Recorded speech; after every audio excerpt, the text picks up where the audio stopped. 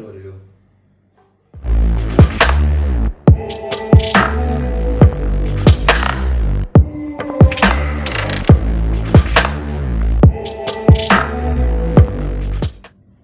Bismillahirrahmanirrahim. Assalamualaikum warahmatullahi wabarakatuh. Alhamdulillah, murid-murid yang Ustaz kasihi, kita dipertemukan lagi untuk kita menyambung pembelajaran kita pada kali ini, iaitu Tauhid tahun 2. Jadi, murid-murid diminta untuk menyediakan buku teks Tauhid tahun 2 sebagai rujukan pembelajaran pada hari ini.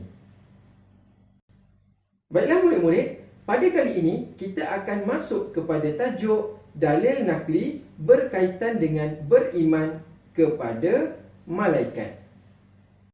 Tapi sebelum itu, mari kita sama-sama imbas kembali pembelajaran kita pada pelajaran kedua, beriman kepada malaikat. Baiklah murid-murid, murid-murid tahu tak apakah malaikat?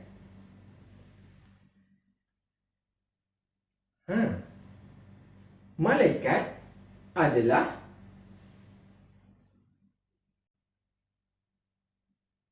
asal bagi perkataan malaikat adalah malakun. Malaikat tiada jantina. Malaikat juga merupakan hamba ciptaan Allah. Ianya hanya melakukan ketaatan kepada Allah Subhanahu wa Ta'ala. Malaikat dicipta daripada cahaya. Dan malaikat mampu menjelma dalam apa jua bentuk. Hebat kan malaikat? Baiklah murid-murid, berapa banyakkah malaikat yang ada? Ini suatu persoalan yang tak ada siapa yang boleh jawab, melainkan hanya Allah saja yang tahu berapa banyak bilangan malaikat yang ada.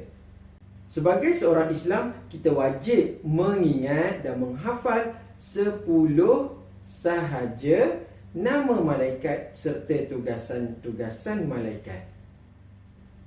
Murid-murid yang Ustaz kasihi, mari kita lihat nama-nama malaikat serta tugasan-tugasan malaikat. Yang pertama, malaikat Jibril.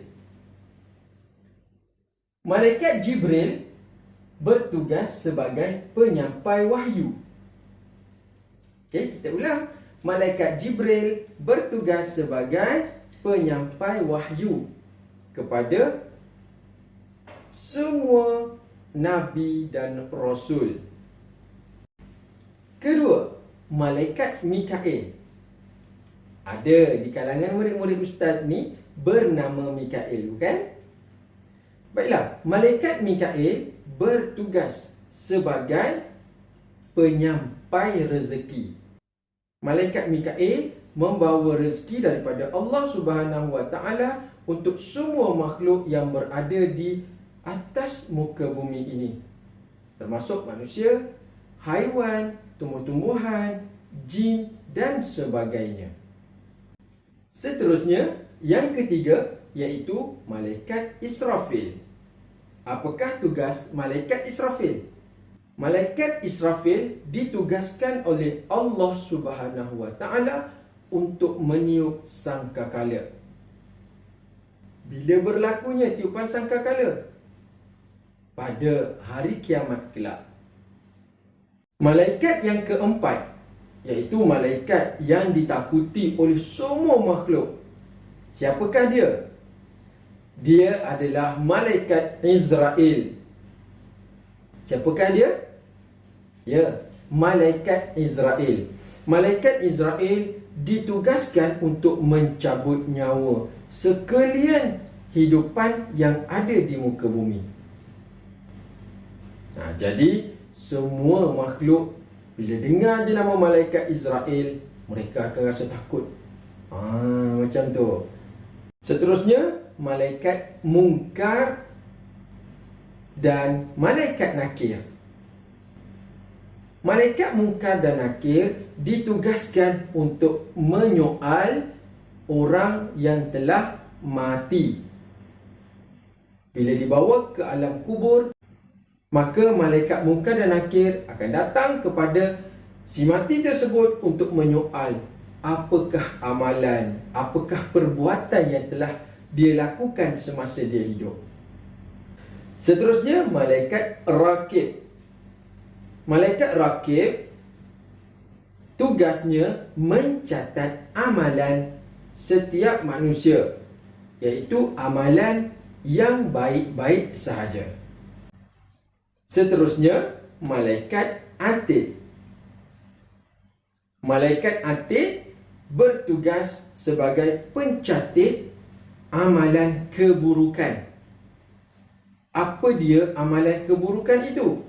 Apa dia yang tidak baik? Setiap perbuatan, setiap perkataan, setiap perlakuan yang tidak baik yang telah kita lakukan, maka malaikat Atid tadi akan mencatat, menulis sebagai suatu amalan yang membawa kepada dosa.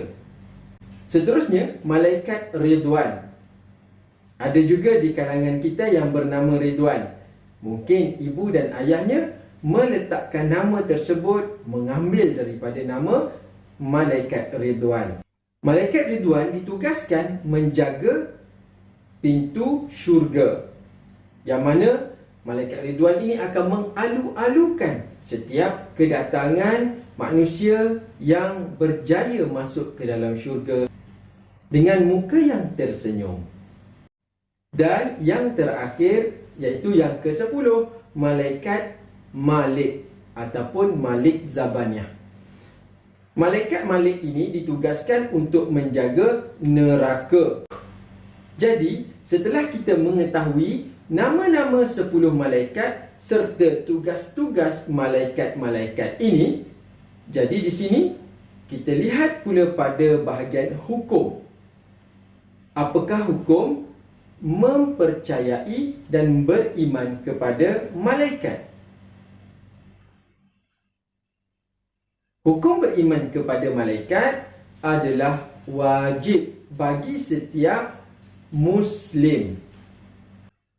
Seterusnya, kita masuk pula kepada bahagian dalil nakli, seperti mana firman Allah Subhanahu wa taala di dalam Al-Quran pada surah Al-Baqarah pada ayat 285 yang berbunyi, A'udzu billahi minasy syaithanir rajim. Bismillahirrahmanirrahim. Amana ar-rasulu bima unzila ilaihi min rabbih wal mu'minun.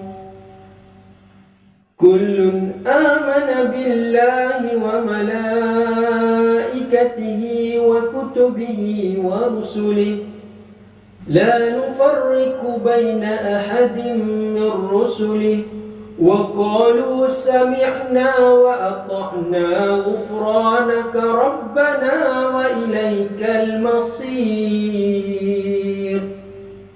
Sadaqallahul azim. Maksudnya, Rasulullah telah beriman kepada apa yang diturunkan kepadanya dari Tuhannya, dan juga orang-orang yang beriman semuanya beriman kepada Allah, malaikat-malaikatnya, kitab-kitabnya, dan rasul-rasulnya. Mereka berkata, kami tidak membezakan antara seorang dengan yang lain dari rasul-rasulnya. Mereka berkata lagi, kami dengar dan kami taat, yakni kami pohonkan keampunanmu wahai Tuhan kami, dan kepadamu jualah tempat kembali. Alhamdulillah murid-murid, kita telah selesai membaca surah Al-Baqarah ayat 285, dan ianya merupakan dalil bagi beriman kepada malaikat. Jadi di sini murid-murid, Ustaz minta murid-murid untuk sentiasa mengulang kaji bacaan ayat tersebut bersama ibu bapa. Baiklah murid-murid, kita telah sampai ke penghujung pembelajaran kita pada kali ini.